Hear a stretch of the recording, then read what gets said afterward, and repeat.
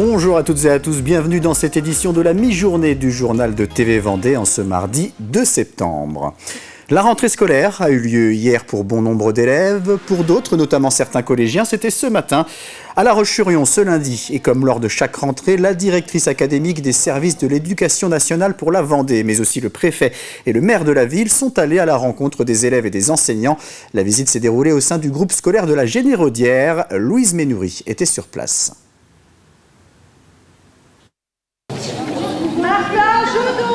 Les cartables sont prêts.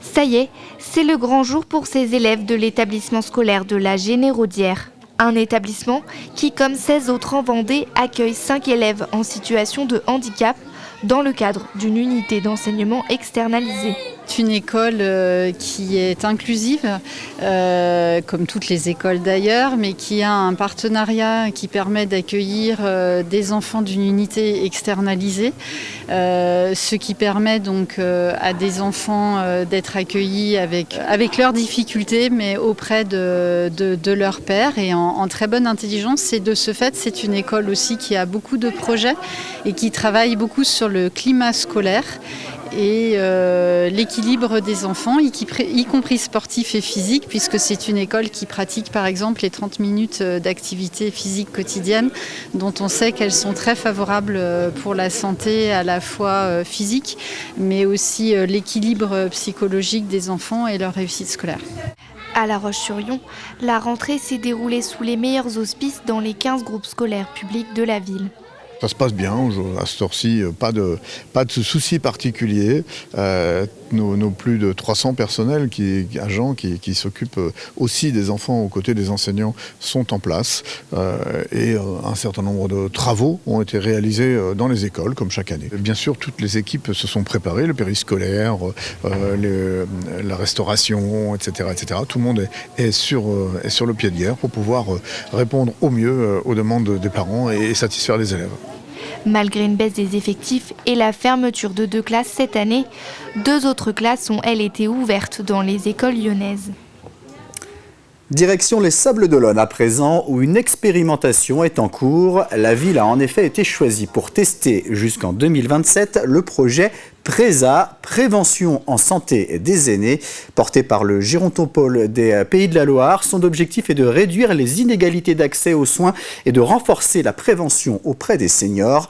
La cité sablaise a été choisie en raison du nombre grandissant de personnes âgées, mais aussi pour la diversité de cette population sur le territoire.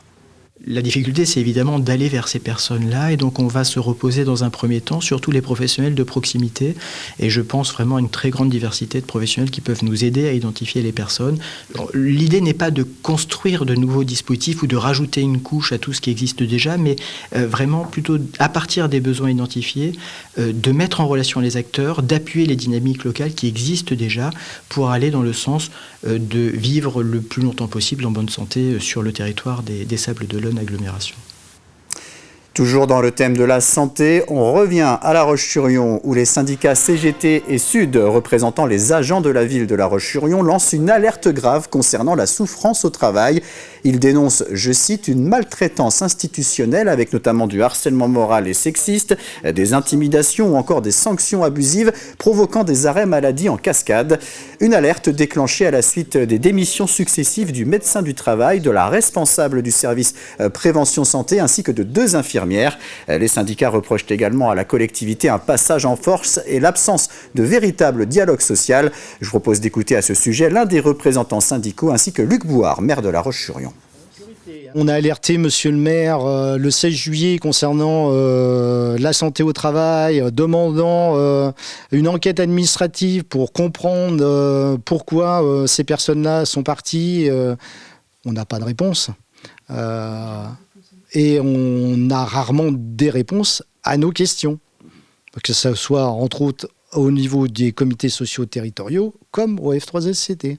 On nous dit, on va regarder, on vous apportera des réponses.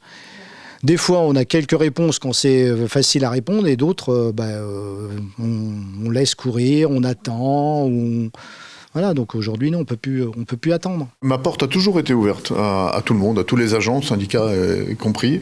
J'ai toujours dit, puisque j'ai toujours été syndicaliste dans ma vie, quand j'étais agriculteur, j'étais vice-président des jeunes agriculteurs de Vendée. Je comprends tout à fait qu'il faut des syndicats. D'ailleurs, c'est absolument nécessaire. On ne peut pas discuter avec nos 2000 agents, un par un, en tête à tête, c'est pas possible. Donc il nous faut des représentants du personnel, et heureusement qu'ils sont là. Simplement, pour discuter, il faut être deux. Et il faut accepter de ne pas toujours avoir raison à ses propos. Et suite à ses propos, il faut accepter de la discussion. Ce n'est pas toujours le cas. J'espère que ces deux syndicats reviendront aux positions qui étaient les leurs il y a encore quelques années avec un dialogue constructif.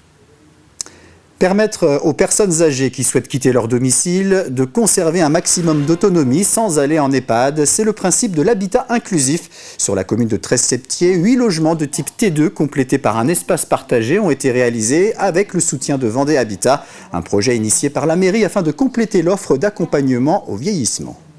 La particularité de l'habitat inclusif tel qu'il a été imaginé, conçu sur la commune de Treves-Septier, c'est bien à la fois d'avoir un logement autonome, tout en ayant la possibilité de se retrouver au sein d'un espace partagé, donc un espace collectif, en bénéficiant de temps d'animation dans le cadre d'un dispositif qui s'appelle l'aide à la vie partagée. Qu'il s'agisse du champ du handicap ou du champ de l'accompagnement des personnes âgées, il y aura une mutualisation possible des dispositifs déjà existants sur la commune, avec une particularité apportée pour chacune des situations individuelles. C'est tout l'intérêt de l'habitat inclusif, c'est à la fois de préserver l'autonomie des personnes, tout en mutualisant des dispositifs existants qui ont été imaginés, conçus par les élus et traduits techniquement par le CCAS.